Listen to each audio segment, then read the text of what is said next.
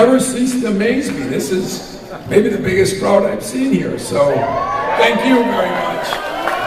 We greatly appreciate it. And tomorrow's your day, Tom. What's that? Tomorrow's your day. Tomorrow's my day. Just another day, baby. All right.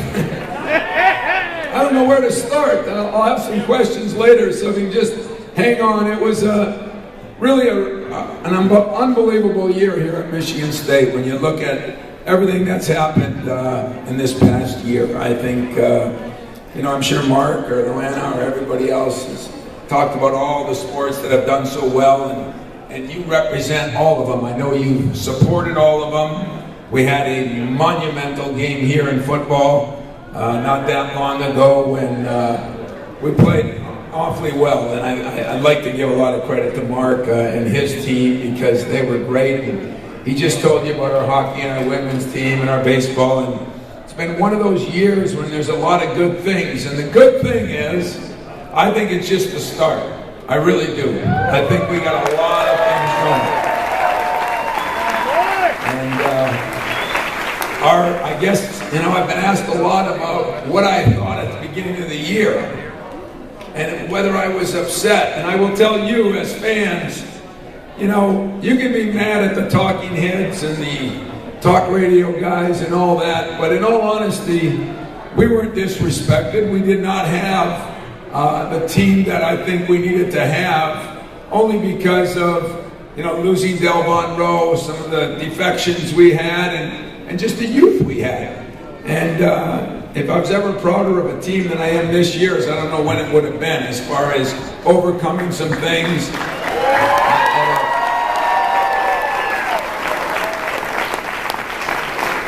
Once again, we got to play that schedule where we spread and sprinkled the good Spartan news from San Diego to New York. We've kind of been everywhere with it, and it's been awfully good. I would be the first to tell you that was a tough Sunday last Sunday. But,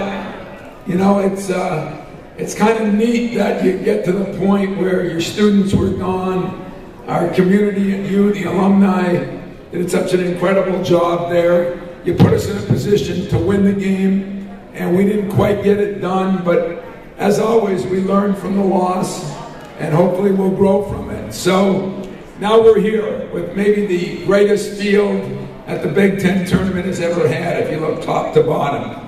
As Mark just said, Northwestern's in overtime right now. There'll be some close games. There'll be a lot of close games, I'm sure, tomorrow.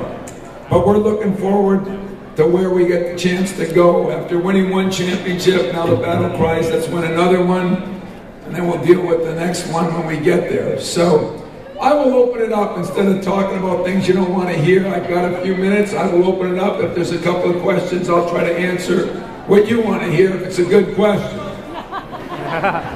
Yes, Jill. How is Travis Trice doing today?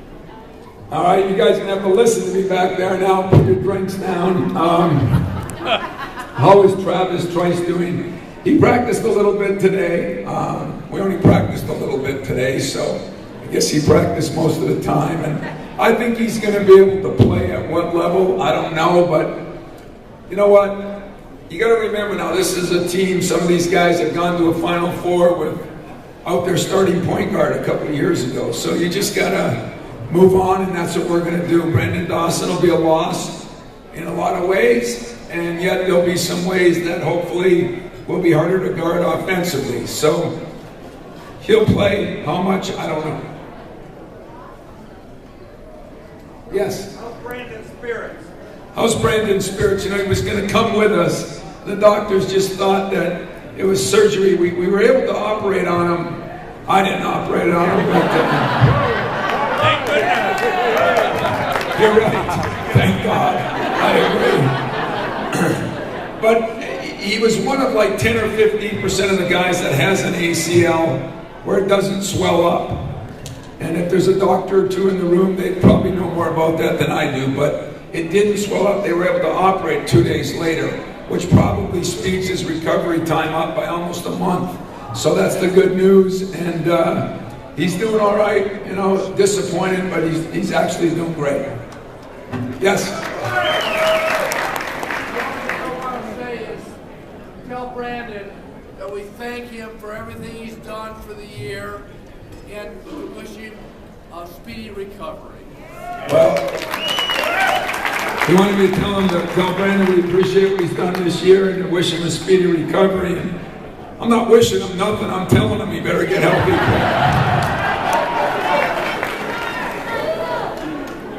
Yes. What is your message to the team going into tomorrow's game? You know, those Newt Rockney pregame speeches, after 31 games, sometimes they wear out, you know, and players got to just play the game. But I think the battle cry for us will be try to do something that hasn't been done here in 10 years. You know, win the Big Ten tournament.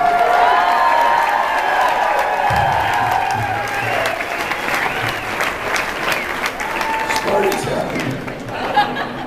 Yes.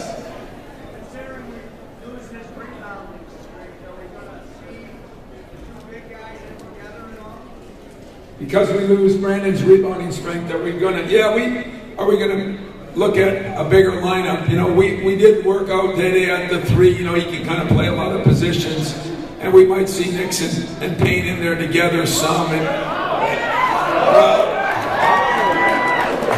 you're starting to sound like talk radio guys. Just 124 5 games without that, so much what you wish for. Yes. Tom, I just want to congratulate you on a Big Ten championship and congratulate you for what you're about to do now and what you're about to do in the NCAA tournament. Best coach in the country, and we love it.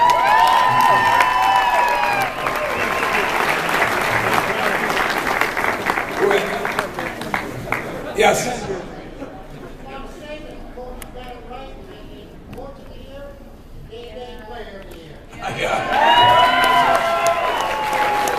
You know, in Draymond, you know, the first team All-American we had was Jason Richardson. I mean, when you talk, there's only 5 on a first team. It's not easy to do, so it's quite an accomplishment for him and one that I'm really proud of him. He's kind of taken his whole life in the right direction. You know, he came in a decent student. He's made our academic gala event this spring. He's come in kind of a fat and chubby guy, and now he's in great shape. He came in an average shooter, now he's a great shooter. He's done it the way you'd want him to do it. He's taken 4 years, and each and every year he's gotten better and deserves everything he's getting. So proud of Dede.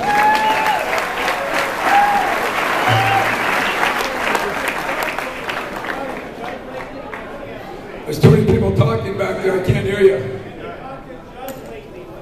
Have I talked to Judd lately? You know, I did talk to Judd. He told me after the Indiana game, he called me and he said, "Your team looks tired." And then he called DJ and he says, "Is Tom working them too hard?" And I always do what I do when it's Judd. I always blame it on my mentor on whatever I do. And so I called him back and I said, "Judd, what did you do when you coached?" "Well, damn, Tom, you don't have to talk like that about it, you know, you don't have to get upset about it." Judd's doing great. He's still pulling for us. He watches every game. He critiques some. He's been a heck of a mentor for me, so I'm really appreciative of Judd. Couple more, and then I'll wrap it up for you, so you can have some fun. You don't have to listen to me. Sparty, you can't talk, so don't raise your hand. Well, yes. How are we going to top the aircraft carrier? Well, my president and AD are sitting up here. You can ask them, because I only do what I'm told to do. So whatever they say to play, I play. And yet, I would be remiss if I was an alumnus, which I'm an honorary alumnus here. In fact, got a little doctorate degree from here, thanks to Atlanta. But if I had a chance to have, you know, my college team playing in the events we get to play in because of the job Mark Hollis has done in marketing us, in figuring out where the places that we can get the best bang for our buck are and how we can spread the word of Michigan State University. If I were all of you, I'd be so excited and proud because there will be something else that comes up. I don't know where it'll be or when it'll be, but it's never foolish. It's always thinking outside the box, but there's always a rhyme and a reason for it. And for that, I hope you appreciate the job he's done because he's put us in a position that few schools get to be in. And then it's our job to perform. And for the most part, you know, we've done that. For the most part, we've done that. So.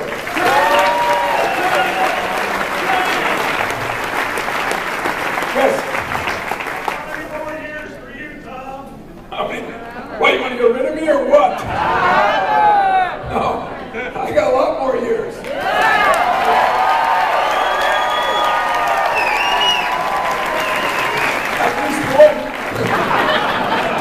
The way this profession works, but you know, that's the other thing I think that you really should be excited about. You know, when Dr. Simon came aboard as president, and now we've made some hires, I think we've got some things in place that are going to be in place for a while.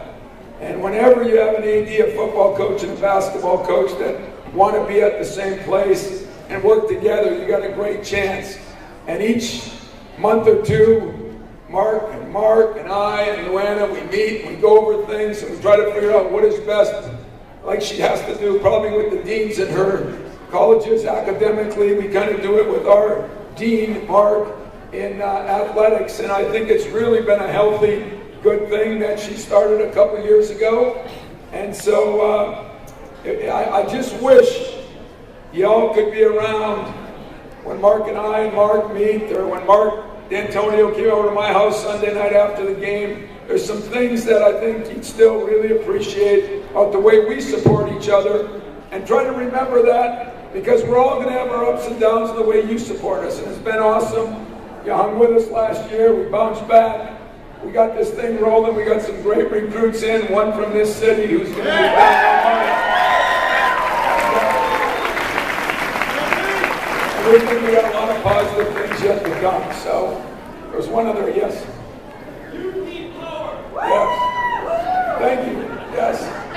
Besides winning your 400 win this season, what was your proudest moment? Besides the 400th win, you know, I hate to say it, but the 400th win just didn't mean that much to me, only because I was part of the Polish festival in New York that the guy wins 904 games, so what the hell's 400, you know? And I was with Mike Krzyzewski on Monday night, I think, in Chicago, and I told him that.